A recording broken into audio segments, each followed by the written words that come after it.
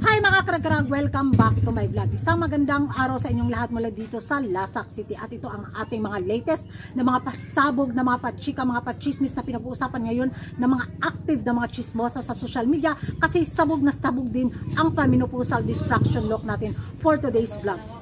Diba?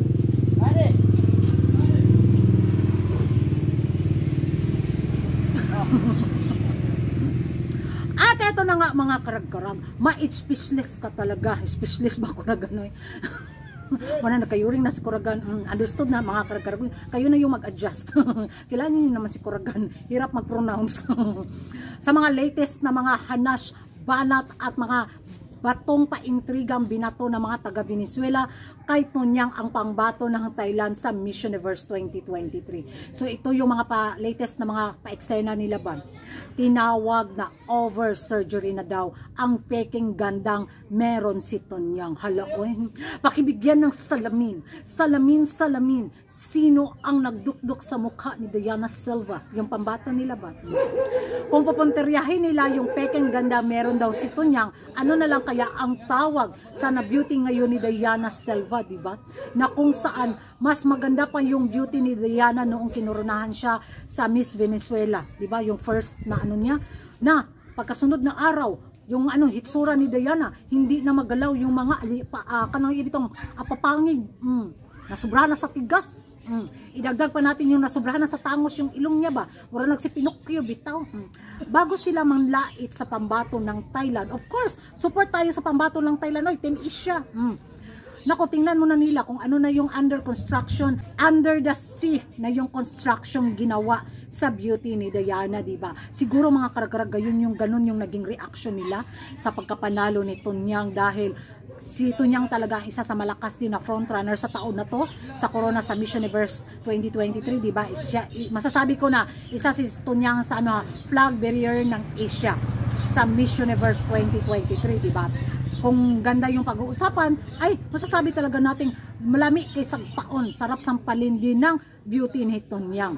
So, ganon yung atake ngayon ng mga Latinos kay Tunyang mga karag-karag kasi isa talaga siya sa magiging hadlang sa mga ibang Latinas, 'di ba, na makapasok sa highest placement, tapos mahila dahil kay Tunyang, 'di ba? At isa rin siya sa magiging balakid din sa Corona na muling maibalik ang Corona sa mga Latinos, 'di ba?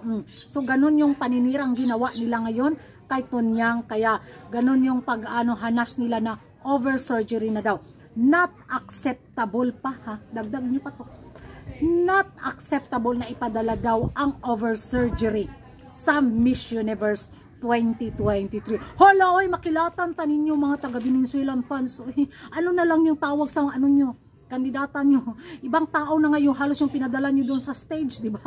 Grabe, pati mga gusok-gusok. Yun ang mga patang-tangon para maging kula body.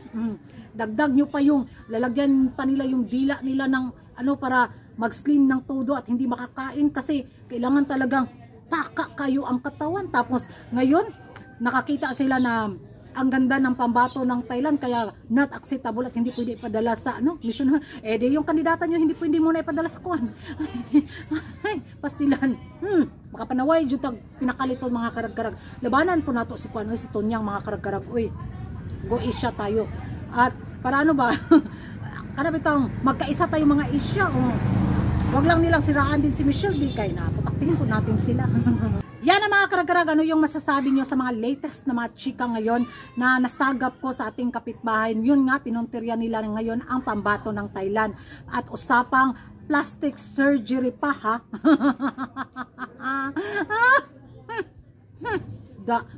Mag-ingay tayo sa comment section at kung bago ka pa lang sa channel ko, kung mahilig ka sa mga good vibes, mga stressful na mga pa-chika, mga pa-intrigue at mga pa-chismis, mga pa-issue at iskandalo sa mundo ng beauty pageant, don't forget to like and subscribe my channel, Kuragan Karag, ang babae lagi nagkarag-karag. And see you in my next vlog. Bye-bye!